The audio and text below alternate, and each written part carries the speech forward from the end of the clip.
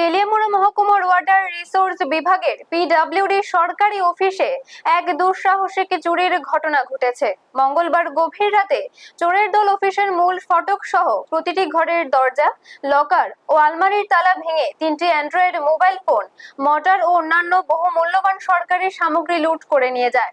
বুধবারে সরকারি ছুটি থাকলেও বিশেষ প্রয়োজনে অফিসে আসা কর্মীরা তালা ভাঙা দেখে পুরো বিষয়টি জানতে পারে। এই ঘটনার বিষয়ে তেলিয়ামুড়া থানায় অভিযোগ জানানো সত্ত্বেও পুলিশ সময় মতো পৌঁছায়নি বলে জানা গেছে। সরকারি অফিসে এমন নিশ্চিন্তে লুটপাটের ঘটনায় স্থানীয় বাসিন্দাদের মধ্যে সাধারণ মানুষের নিরাপত্তার বিষয়ে নানা প্রশ্ন উঠেছে।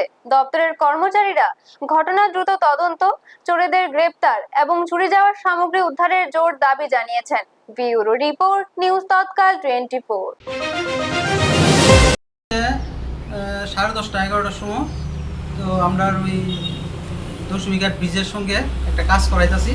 তো এখানে কাজের লেগে এখানে কিছু বালুর বস্তা আসতো, তো তারা বালুর বস্তাটি নিব, তারপরে করা হয়েছে। আইসে আয়া দেখে তালা ভাঙ্গা, গেটের তালা ভাঙ্গা দিকে একটা সন্দেহ হয়েছে বলে তারপরে তালা নিচে পড়ে রয়েছে, ভাঙ্গা দেখছে, দেখে সেটা ভিতরে ঢুকছে, ভিক্ষা দেখে এই সব রুমের তালা পুরা ভাঙ্গা সেটা এমন অবস্থা হয়ে গেছে। এরপরে লোক আমার ফোন করছে, ফোন করছে, এবার আমরা রেজিস্ট্রারও ফোন করে জানাইছে যে এই ব্যাপার চুরি মনে হয়েছে, তার আমরা তো আমি লোক দৌড়ে আইলাম, সেও লোক দৌড়ে আইলো।